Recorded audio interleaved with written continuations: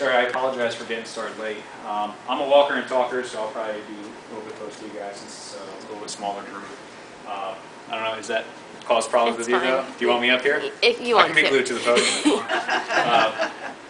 But anyway, my name is Brandon Polkrop with Swatara Police. I oversee our community services division. So anything that's related community outreach events such as this, and a lot of our community service events that we do throughout the year, like National Night Out, the 5K run, et cetera, et cetera. We run a Citizens Police Academy in the wintertime as well.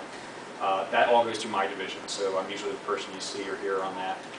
So I was invited here to talk to you guys about crime prevention. So, and believe it or not, a lot of this stuff you already know, because a lot of it is, well, I hate to say common sense, but it's very simplistic. So, but it's good because even from you know, talking to this material to the young adult, to the senior citizen, and everyone in between, it affects everybody the same way. In the sense that a lot of people kind of look at this and like, well, I kind of knew that, or it might seem very, you know, simplistic in a sense, but it's nice to bring this stuff to the forefront because we don't always think about it. And I know for me, like sometimes there might be something that maybe you forgot about, that maybe there's a change in your household or at home, or the way that you handle your let's say your financial business, that you could just make a change to and develop different habits that would protect you better from being a victim of crime. So that's pretty much what we're going to talk about today in the short time that I have with you guys. I don't think we're going to have time to show you the video. I have the video at the end. If we happen to get to it, great. But it does talk about the skimmers that are out there involving your debit and credit cards. Hopefully you guys are familiar with those. You've heard of those types of cases. We are going to talk about scams, the ones that we see predominantly come through the police department, so you guys are aware of those. They've been around for years, most of them, but believe it or not, they're still out there. And we'll talk about a few of those, and I wouldn't be surprised if some of you maybe have personal stories that you could share as well. But when it comes to crime, let's just kind of start off with this, that, you know, I like to give this illustration that, you know, criminals are opportunistic, all right? If they're given a choice between, you know, committing a crime with A, B, or C, they're going to take the one that gives them the highest probability of being successful in committing that crime. Mostly when it comes to property crimes, okay? So, for example, we get a lot of thefts from vehicles, as do most municipalities that are, you know, highly populated. We're kind of unique because we're nestled right in between, you know, right in the border of Harrisburg City, so we have a lot of transient crime as well.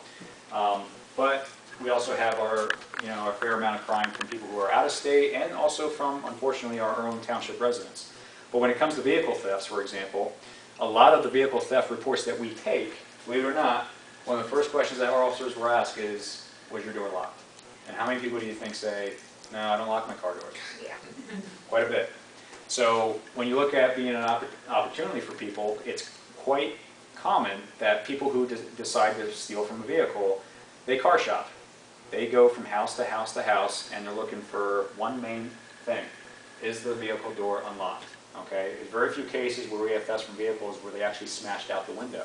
What they'll do is they'll walk by your car, they jiggle the handle. Typically it's going to be the driver's side door. If it's locked, they move on to the next house. So something as simple as locking your car door. A lot of people say, why park in the garage? Well, believe it or not, we have criminals that will enter your garage and actually go into your car even though it's in a garage. So what do I tell people that? Even if you park in a garage, get into that habit of locking your car door, because you know what happens, you're setting yourself up for that muscle memory. My wife will kind of laugh at this because I parked in the garage and I locked my car door, but it's in the garage, which is also locked. Well, guess what? Now they have two barriers to get through, right? So I at least can, you know, I don't have to be overly concerned about something being stolen from my vehicle, let alone the fact that I don't keep anything valuable in my vehicle. That's another thing. Well, you know, do not leave your valuables in the vehicle, whether it's your phone, you know, not so much GPS units anymore. Most people use their phones for that, and a lot of vehicles come with GPS with them. But even valuables, I've seen and heard people leave their checkbooks in their car, bank cards, believe it or not, Social Security cards, change, you know, all that stuff. Change, not so much, but, you know, if you accumulate a lot of it, just empty that out, because typically what happens is if they see something that's enticing or inviting to them, because like, ooh, you know, they got probably about $5 worth of change in that cup holder, it gives them, and you know, that idea, and it kind of, it's almost like baiting them, okay, to get into your car, because they're kind of wondering, well, if you have change, what else do you have? Okay, and then they start rummaging through your things. So that's just one example of being an opportunist. How many of you actually lock your house up when you leave? And be honest. Okay. All right. So how many of you live at home alone? Okay. So those that do. How many of you lock your house up when you're home? Keep doing it, okay? Keep doing it. And I always tell people, you know, somebody comes to the door, all right, and they're soliciting. First of all, we used to require permits in Swatara Township. Are most of you township residents for the most? Okay, some of you. We used to require permits. We don't require them anymore for solicitation. I don't know why the township got rid of them. So all that means for you guys is that any business can come into the township and just pretty much start soliciting without going through the township building first, which I don't particularly care for. I wish they would make them register. So oftentimes, mostly when it's nicer out, we get a lot of phone calls from people who are suspicious in the neighborhood. Okay, somebody comes to the door and they're trying to sell you an alarm system, and they show up in jeans and a t-shirt, no identification, nothing but a clipboard, right? You guys are kind of nodding your heads, maybe you've seen this before. So I always tell people, it's your house, it's your property. If somebody's coming to your door and they're knocking, they're ringing the doorbell, and they're asking you to open up, or hey ma'am, can I talk to you? There is nothing that says you even have to open that door. It's your property. If you look at that person through the window, and I always encourage you people, people to do that first. Look out your window, see what they look like. Okay, they look kind of shady. They're kind of, your spider senses are kind of raising up, because you know the difference between the cable guy and Verizon or somebody like that coming to your door. They have a marked vehicle. They wear a professional uniform. They have identification with them, and you're expecting them, right? Because you called them. They're not just going to show up randomly in most cases. But if you have somebody at your door, you're not expecting anybody. They show up there. They got no identification. You don't have to open that door. And feel free that if they don't leave your property, guess what? Your next phone call is going to be 911. And say you have a suspicious person outside your house. They're not leaving, and you're not opening the door for them. Can you please send an officer out? Never, ever, ever think that you're bothering the police, okay? We get phone calls every single day from people who report suspicious vehicles, suspicious activity, alarms, false alarms. It doesn't matter. That's why you guys pay taxes. You have a police service. That's our job. We're out whether there's calls or not. We're 24/7, 365, right? So please, by all means, don't ever think that you're bothering us. If you don't think it's an emergency and you don't want to dial 911, that's okay. We have a non-emergency line. Okay, if you're not familiar with that number, it's 558-6900. You get Dauphin County Communications still. It's the non-emergency number, and you can still ask for a police officer and just tell them what your circumstances are. Okay, but by all means, if you can't remember that number, just call 911, and you tell the dispatcher, tell them what you got. Okay, it's not a problem. So just kind of keep that in mind. So as we're going through this, just remember the simplistic things, the small things that you guys can do in your life to make those changes. So I put this up here to kind of make a point. A little bit old, but it runs from 2012 to 2016. So I'm not going to say this is good news, but we have a very busy police department. When it comes to call volume, Swatara Township has the highest call volume in Dauphin County outside of Harrisburg City. So we handle a lot of calls for criminal activity. I think we do, given we're a 49-man department, and with the call volume that we have, I think our guys do a pretty good job. I can tell you that the crime trend has been decreasing in the last 2 years, particularly. But if we look at this, in 2012 we're going to begin. So 1,579, and then you can see as it progresses, 1,555 had kind of a spike there in 2014, and then it kind of decreased to 1,484. Now these are what's called Part 1 crimes. So in a 5-year span, these are the number of Part 1 crimes that we had each of those years. Part 1 crimes are your felonies, your more serious crimes, okay? And I put a list up here for you. Your homicides, your rapes, robberies, assaults, burglaries, motor vehicle thefts, and arsons. Those are your Part 1 crimes. Your Part 2 crimes, and these are FBI statistics, are going to be your less minor, your less severe. So your thefts is a big one, your disorderly conducts, those types of things. Which are much higher than this, but your more serious crimes, you can see that those are the numbers. The reason I put this up there is because where do people develop their opinion about how safe their neighborhoods are? What do you think?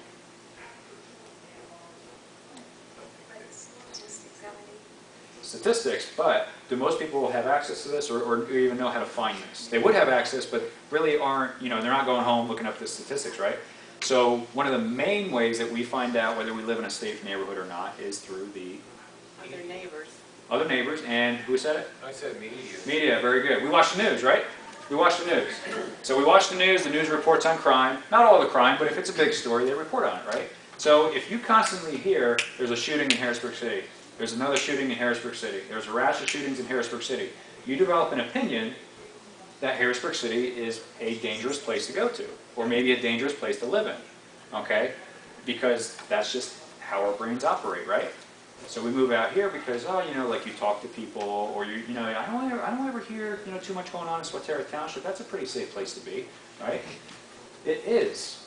However, the worst mindset that you can have is that, first of all, it'll never happen to me, all right?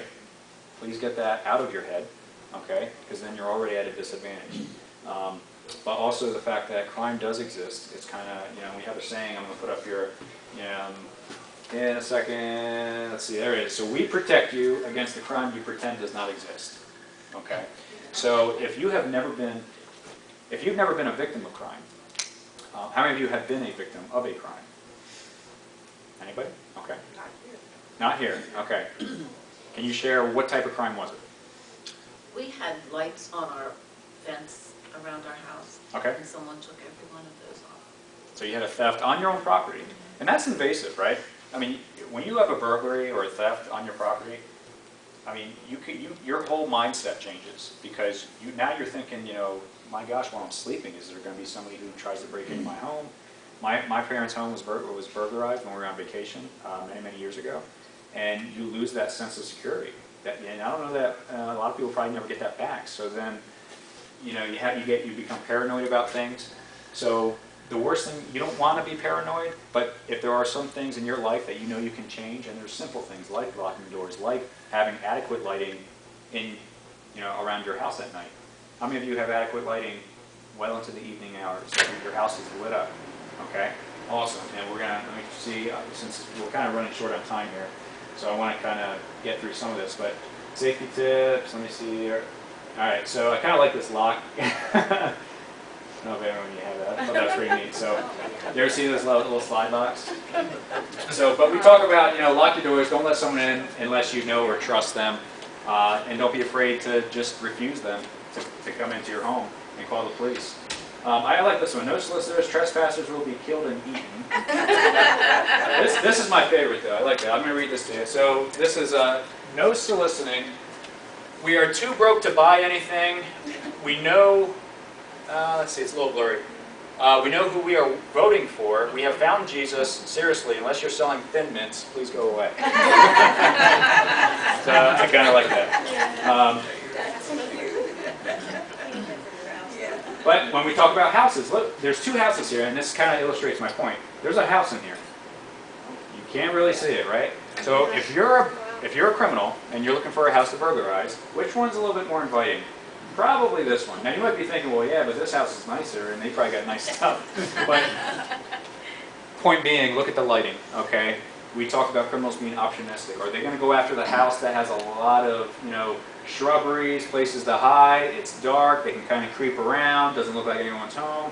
Or are they going to pick the house where they can be seen by any motorist driving by maybe there's an alarm system or an automatic light that turns on, or really just if the homeowner hears or sees something, right? So kind of take that in consideration. And lighting is relatively, you know, cheap enough nowadays that you can get timers. So I know a lot of people are concerned, well, I don't want to leave lights on all night because I don't want my electricity bill to go up. It's pennies on, you know, on the dollar. First of all, if you did leave them on, but you can get timers so that they turn on and off. The one thing I will mention about this real quick, and I know, I'm so sorry we got started late. That's okay. The one thing I will pass along to you guys, do you guys know that we do vacation checks? Okay, are you guys familiar with those? Yeah. So, and for those of you who are not Swatara residents, I would encourage you to contact your local police department. The state police, I believe, will not do it, so if you happen to live in PSP territory, unfortunately you won't have that service, but Swatara Township, we do vacation checks. It doesn't cost you anything. You can do it as often as you want. Before you go on vacation, about a week prior, call our police department. You can speak to an officer or our receptionist. She'll get all the basic information. Where are you going? How long are you going to be there? Who's our point of contact should something happen? What lights in your house are going to be on? What vehicles should we see in the driveway? Okay? And then what we do is every night shift, our officers get assigned all the vacation checks in the township. Our officers will go out to your house. They will walk the perimeter. They will try to open doors, make sure they're all locked up. Anything suspicious, they will give you a call. as the homeowner. We log everything that we do, and then when you get back from vacation, if you want, we will give you a copy of that police report so you can see who was at your house at what time. And we typically do that between the hours of 9 p.m. and 5 in the morning. So if you have somebody watching your home, we would take that information from you so that we don't startle that person, and that we know that that person is the only person that belongs in your house during that time, okay? So I do apologize, I don't want to go over. At the end of the day, how many of you, are most people in here familiar with social media? Are you guys on social media? A little bit, okay? If not, or if you're familiar with social media or you have access to it, but you kind of stay away from it, the one thing I would encourage you to be a part of is our web portal. If you go to swatarapolice.org, okay, and I was going to bring that up for you guys to show you what you would have access to. You guys would actually have access. It's a free service, doesn't cost you anything. But if you go to our website, you can actually sign up for alerts on your phone. And one of the things you can do on our web portal is you can put your information in and set up a geographical fence around your home, kind of like a perimeter, like a 1 mile radius if you want. Any crime that would occur within the radius that you set up around your home, you will get notified on your cell phone. So like, let's say a burglary happens 2 blocks down the road. You'll get notified that that was reported to the police department to kind of put you on alert and say, oh, there's a burglary a couple houses down. You know, we want to be, you know, a little bit more vigilant this week maybe. We post a lot of content, both good and bad, as far as, and when I say bad, you know, wanted people or crimes that have occurred in the township. So you'll get notifications about that. But you also get notifications about events that we're doing with the police department if there's something you want to come out to, or again, a lot of, you know, bring your kids out, bring your grandkids out. So again, that would be swatarapolice.org. That's our web portal. That's our web page, and then you can sign up through what's called Crime Watch, and set that up through your smartphone to receive notifications. And again, it's a good way for you to be in contact with the police department. The other nice thing too is that we are on Facebook, so find our Facebook page. We post a lot of good stuff on there, and then also you can submit anonymous tips on our Crime Watch page as well. So we've made a lot of arrests in the last several years now since we've been offering that for people to submit tips. And again, they can be anonymous. So I know a lot of people are a little edgy about, you know, getting involved. It's that whole see something, say something movement that's going on now, that we are encouraging community members to, you know, call the police if you do see something, because it's your neighborhood. It's your neighborhood. It's where you guys live. And we rely on you guys more than you could ever know.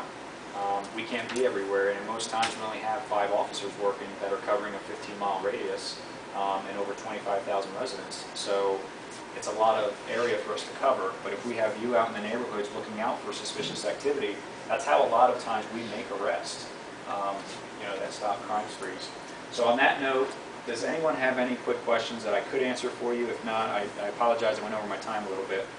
There's a lot more I wanted to get to, but perhaps I'll have to come back. There's always next year. I was going to say, I'll probably have to come back. And but thank you guys, and please don't hesitate to call us if you need anything, okay?